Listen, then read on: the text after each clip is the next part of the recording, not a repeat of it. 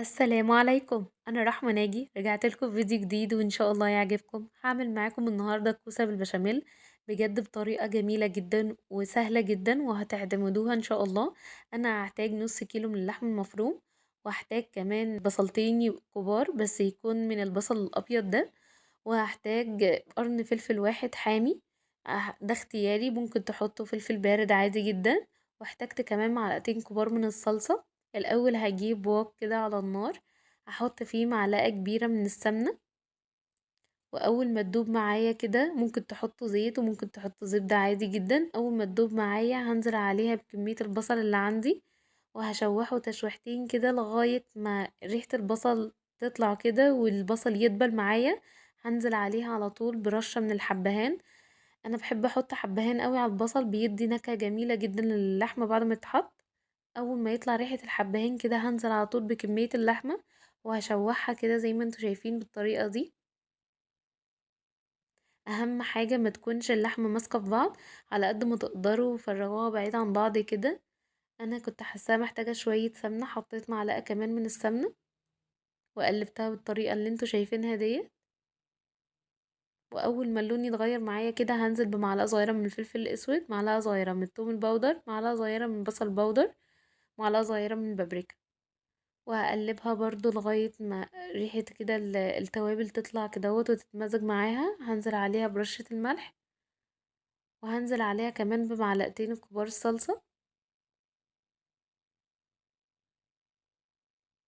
وهنزل عليهم كمان بالقرن الفلفل الحامي. ده اختياري، ممكن تحطوا قرن فلفل بارد، مش لازم يكون حامي خالص.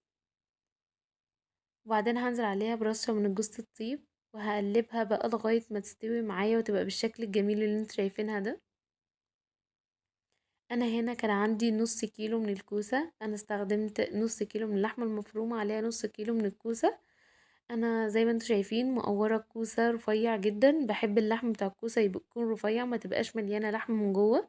مقوراها زي ما انتوا شايفين كده، واختاروا الكوسة تكون مقاس بعض وتكون صغيرة، ما تبقاش كبيرة قوي.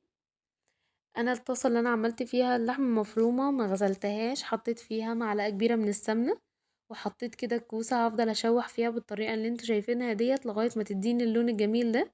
واول ما تديني اللون التحمير دوت خلاص كده هطلع الكوسة على راك او مناديل مطبخ. انا حطيتها على مناديل مطبخ لغاية ما نزلت السمنة بتاعتها كلها، مش عايزة فيها نقطة سمنة. وهشتغل فيها وهي باردة تماما. اللحمة تكون دافية علشان خاطر ما تمسكش في بعض، والكوسة تكون باردة تماما. همسك الكوسة زي ما انتوا شايفين كده، وهاخد معلقة صغيرة كده هفضل احشي بيها الكوسة. ولو اللحمة مرضتش تخش في الكوسة زي ما انتوا شايفين كده هدخل اللحمة بظهر المعلقة زي ما انتوا شايفين كده، همسك ظهر المعلقة وافضل ادخل في اللحمة لغاية ما تتكبس من جوه. مش عايزة يبقى فيها فراغ من جوه خالص. وعايزاكم اللي انتوا تحشوا الكوسة لغاية الاخر، ما تسيبوش فراغ، هي اصلا مش هتكش ولا تملوها جامد. لا، هي عادي املوها لغاية الاخر كده، ولا تكبسوها قوي لان هي مستوية اوريدي.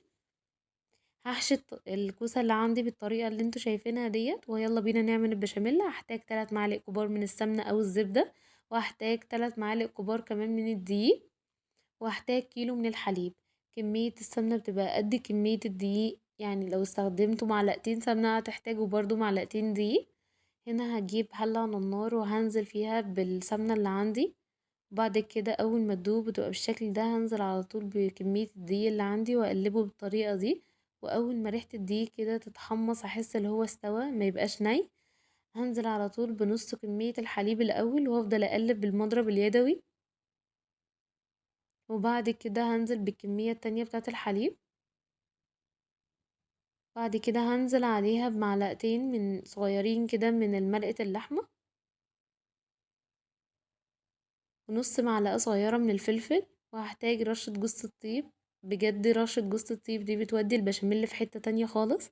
هقلبه بالطريقة اللي انتوا شايفينها ديت وتقل معايا وبقى بالشكل دوت. انا مش عايزاه تقيل قوي، عايزاه بالسمك اللي انتوا شايفينه ده. بعد كده هجيب صينية بايركس، الصينية ديت مقاس 20 في 20. انتوا استخدموا الصينية على قد كمية الكوسة اللي عندكم. حطيت كده كمية مناسبة من البشاميل اللي تحت، وبعد كده رصيت الكوسة بالطريقة اللي انتوا شايفينها ديت. رصوا بأي طريقة تعجبكم. لو الصينية مدورة كده برضو حاولوا ترصوها تبقى جنب بعض كده.